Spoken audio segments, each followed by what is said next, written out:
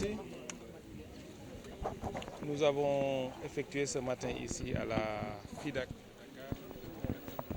la traditionnelle visite que le ministre en charge de la formation professionnelle, de l'artisanat et de l'emploi effectue à cette occasion. Nous avons dans un premier temps visité le stand du ministère avec toutes les structures qui dépendent du ministère de l'emploi, de la formation professionnelle et de l'artisanat. Et ensuite, nous avons visité l'ensemble des régions, des pavillons des régions pour aller à la rencontre des artisans.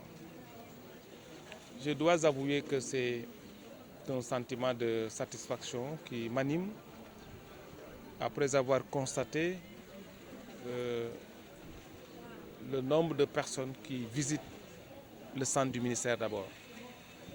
Parce que le ministère en charge de l'emploi, de la formation et de l'artisanat, conformément aux orientations du président de la République, est une super priorité dans les 5 initiatives de son Excellence Macky Sall.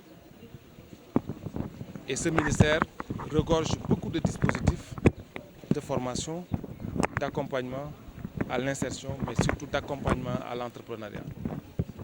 Il paraît donc normal que les jeunes qui sont à la recherche de qualification, qui sont à la recherche d'un emploi, puissent aller massivement vers ce ministère. Je profite de votre antenne pour dire qu'effectivement, le président de la République tient à ce que les jeunes soient qualifiés, soient formés. Le président de la République tient à ce que l'artisanat prenne une place encore beaucoup plus importante dans notre économie. Et je profite de votre antenne pour dire que dans ces deux secteurs, le président de la République a, dans sa vision, mis beaucoup de dispositifs d'accompagnement des jeunes en termes de formation, en termes de qualification, mais aussi en termes d'accompagnement des artisans. Il est donc normal que les jeunes viennent en masse regarder ces instruments, ces dispositifs.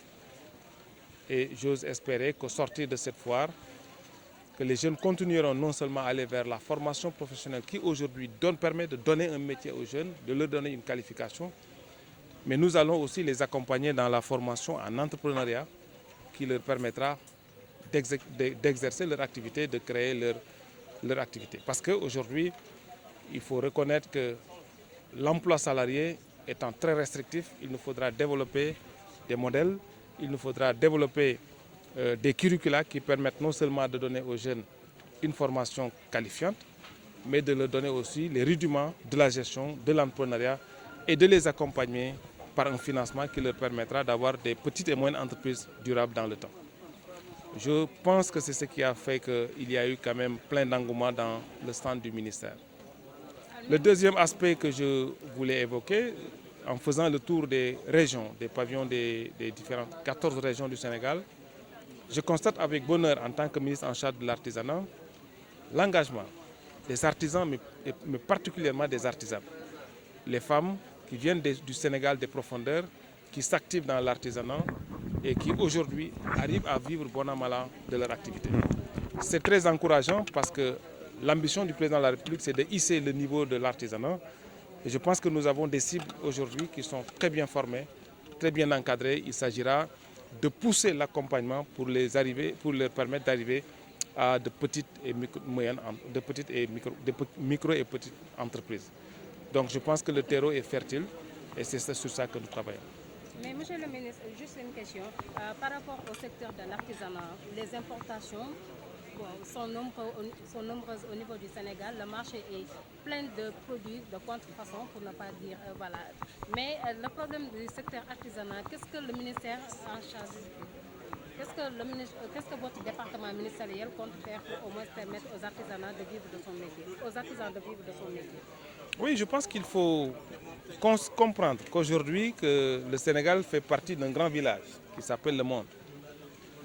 Le Sénégal fait partie d'un continent qui s'appelle l'Afrique, dans lequel continent nous avons aujourd'hui une zone de libre-échange, ce que nous avons appelé la ZLECAf. On ne peut pas arrêter la mer avec ses bras. La concurrence, il y en aura toujours, aussi bien en interne en Afrique, aussi bien de niveau international. Ce que nous faisons et ce que nous sommes en train de faire au niveau du ministère, c'est d'outiller nos artisans pour qu'ils puissent d'abord faire des produits de qualité, mais aussi et surtout faire des produits compétitifs. Je pense que c'est la seule règle qui vaille aujourd'hui. Nous ne pouvons pas nous bunkeriser au Sénégal.